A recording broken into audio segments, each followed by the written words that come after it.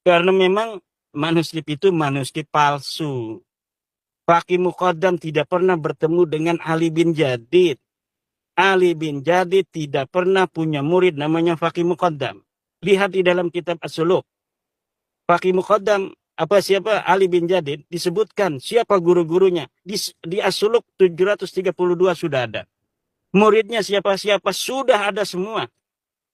Mertuanya saja Semudafi dicatat.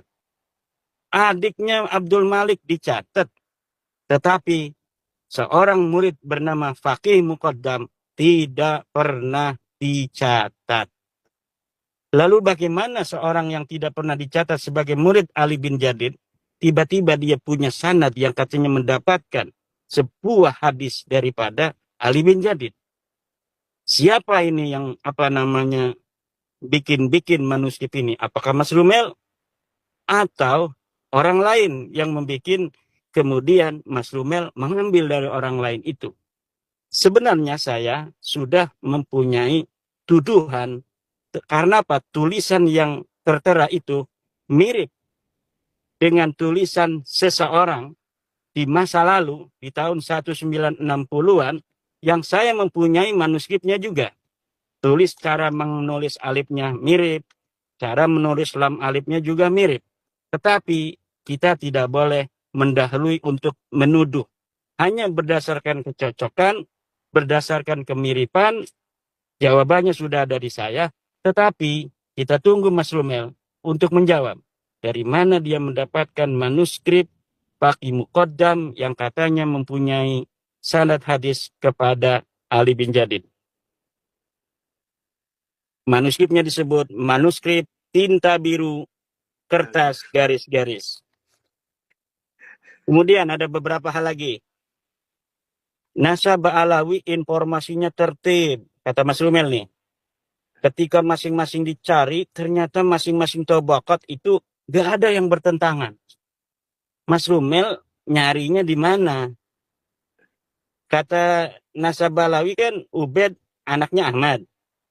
Coba nemu dari mana itu? Kan bertentangan. Klaimnya Ubed anaknya Ahmad bin Isa, tetapi kok ternyata tidak ditemukan datanya. Itu berarti ta'arud. Dari mana Mas Rumel bisa mengatakan bahwa Nasab Alawi informasinya tertib?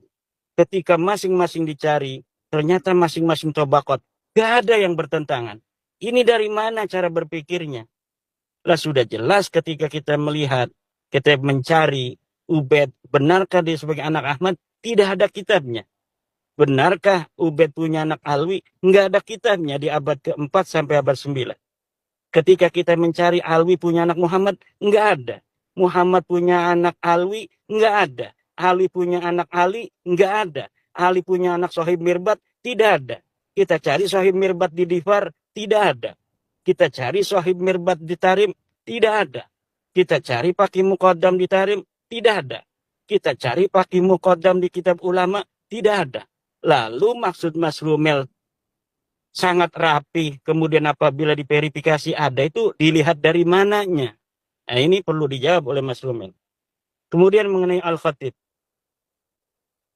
Al-Khatib menulis kitab Iqdul Barohin. Iqdul Barohin apa ini? Sebelum dia menulis kitab Al-Jawhar Sapat. Mas Rumel, saya sering sampaikan bahwa Abdurrahman Khatib ini sosok yang bermasalah. Sosok yang problematis. Kenapa? Karena ulama-ulama tabaqat, ulama-ulama biografi para ulama menyebutkan dia itu wafatnya 724 Hijriah. Lihat kitab Mu'jamul Mu'allifin, juz 5 halaman 185. Lihat kitab Hadiyatul Arifin, juz 1 halaman 526. Kitabnya jelas bisa diakses. Seorang yang bernama Abdurrahman Al-Khatib yang memiliki kitab Al-Jawharus Safab itu wafatnya 724. Bagaimana orang yang wafat 724 Hijriah, dia bisa menulis seorang yang hidup, yang yang hidup di abad ke-8 seperti yang hidup di abad 9 seperti Abdurrahman As-Segaf, seperti Al-Idrus. Bagaimana orang yang sudah meninggal di dalam kitabnya ada nama-nama Balawi. Kalau kita mau konsisten bahwa Abdurrahman ini memiliki kitab Al-Jauharus Safaf, di dalam tradisi Balawi katanya Al-Jauharus Safaf pengarangnya namanya Abdurrahman Khatib, meninggalnya 855. Ulama mana, saya tanya, yang pernah menuliskan seorang yang bernama Abdurrahman Al-Khatib yang punya kitab Al-Jauharus Safaf meninggal 855? Tidak ada. Inilah yang saya katakan, kenapa saya selalu mengatakan tuduhannya kepada Ali As-Sakran. Karena kitabnya sudah jelas, kemudian apa titik mangsanya jelas, wafatnya 895, kitabnya sudah dicetak, muntasir fi anha'il alam, kita bisa akses bersama, maka ujung tuduhan itu kepada sesuatu yang bisa diakses bersama. Kalau Al-Jauharus Safaf, nggak ada yang bisa mengakses. Orang kediriannya saja, kitab Al-Jauharus Safaf itu tidak jelas. Pengarangnya saja tidak jelas. Maka sesuatu yang tidak jelas, Mas Rumel, kita abaikan.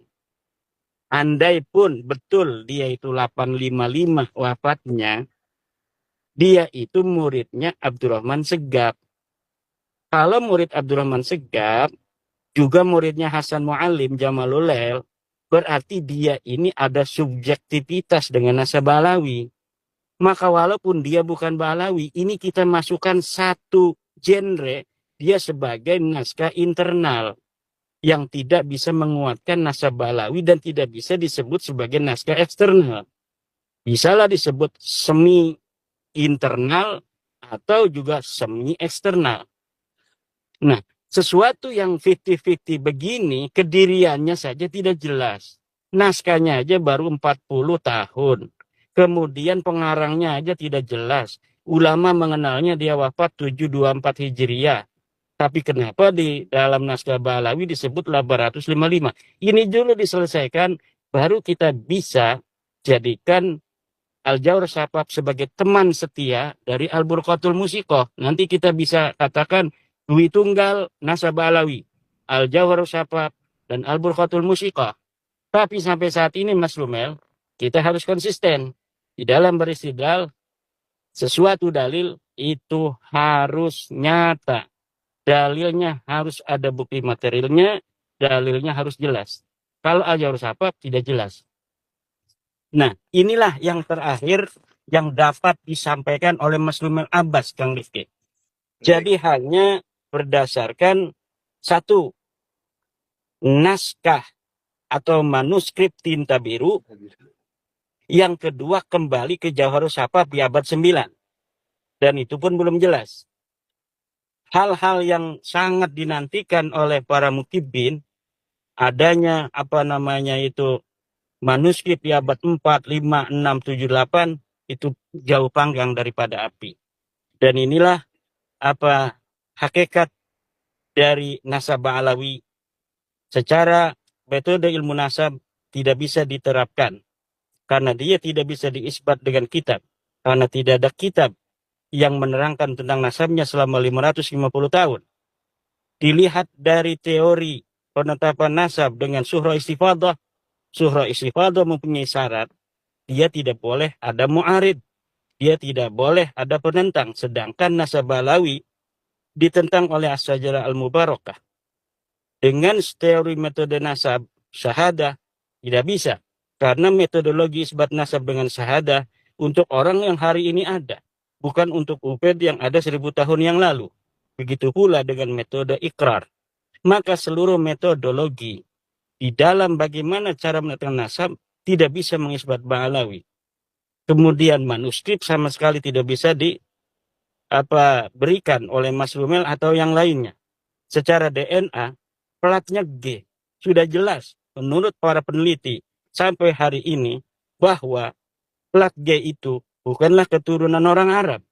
Ada yang bilang Ba'alawi itu tidak diisbat oleh ulama di negerinya sendiri, tidak ada satu penakobah internasional yang mengakuinya. Pertanyaannya, dengan tsunami fakta yang seterang itu, kenapa tidak ada ulama nasab yang masih hidup di zaman sekarang yang menganulir nasabah Alawi. Dengan fakta sebanyak itu, kenapa tidak ada satupun nasabah internasional yang mengeluarkan surat keputusan bahwa nasabah Alawi itu palsu? Saya sudah ke Timur Tengah dan menghubungi 9 macam nasabah internasional. Ada yang dari Iran, Irak, Yordan, Oman, Maroko, Yerusalem, Mesir, Saudi Arabia, hingga Yaman. Namun nggak ada tuh satupun dari perwakilan mereka yang mengatakan kalau nasabah Alawi itu palsu. Saya juga udah menghubungi beberapa ulama yang katanya menolak nasabah Alawi, tapi kok ternyata sudah mengoreksi pendapatnya dan akhirnya mengakui kalau nasabah Alawi itu sahih gitu. Mufti Zaidiyah di Yaman yang beberapa waktu lalu itu diklaim membatalkan 8 kabilah Alawi, ya itu justru tidak tahu apa-apa tentang berita yang tersebar di Indonesia. Heran ya, sebenarnya yang membelokkan sejarah itu Alawi atau mereka?